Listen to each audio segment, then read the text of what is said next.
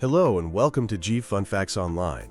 Today we're diving into a topic that affects every single one of us, whether we realize it or not: wealth inequality. The gap between the richest and the rest of us is not just growing, it's widening at a speed that's reshaping our world. Let's start with a mind-boggling fact. The world could see its very first trillionaire within the next decade. A trillionaire. To put that in perspective, global billionaire wealth grew by an astonishing $2 trillion in 2024 alone. That's about $5.7 billion every single day. While this immense wealth accumulates at the very top, many families are finding it harder to get by. In the United States, for instance, only the upper-income families have seen their wealth grow in recent decades, while middle and lower-income families have actually seen their wealth decrease. A similar story unfolds in the United Kingdom, where the richest 10% of households own about 60% of the entire nation's wealth.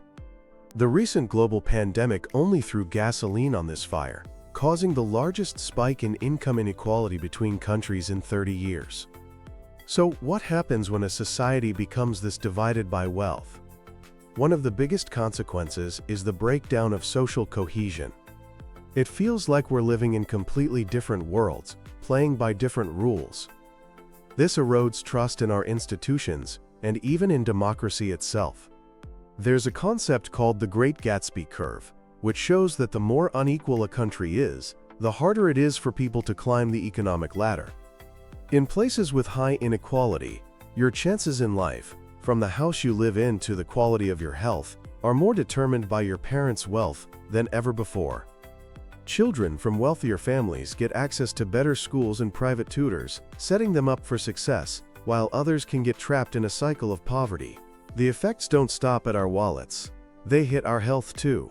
A huge body of evidence shows a direct link between wealth and well-being. People with greater wealth tend to live longer, have better health, and suffer from fewer chronic diseases. This isn't just about affording better health care. It's about having access to safer housing, healthier food, and crucially, less chronic stress.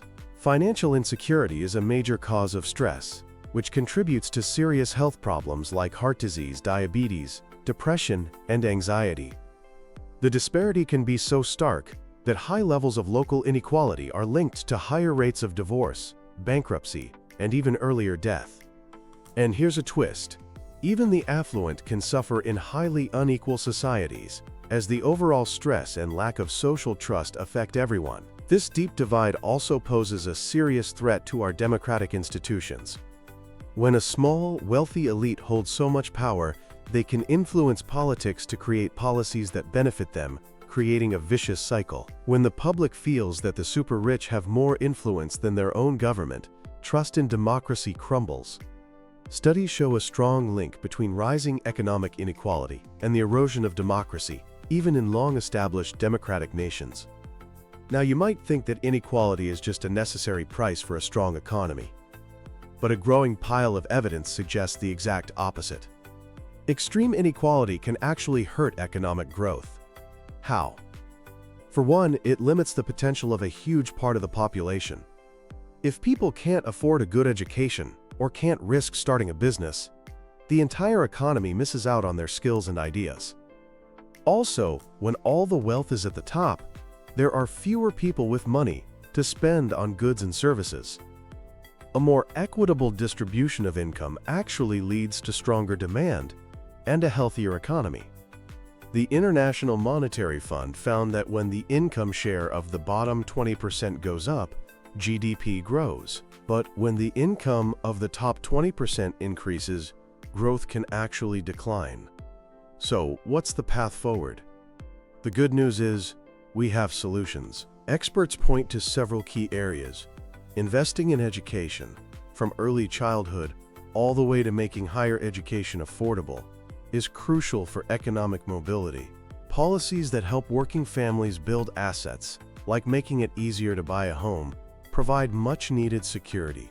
Progressive tax policies, where higher earners pay a larger percentage, can help fund these public services and redistribute wealth. And of course, strengthening our social safety nets, like access to healthcare and housing, is essential. Ultimately, tackling wealth inequality is one of the greatest challenges of our time. It's about more than just numbers on a spreadsheet. It's about building a fairer, healthier, and more prosperous future for everyone. Thanks for tuning in to G Fun Facts Online.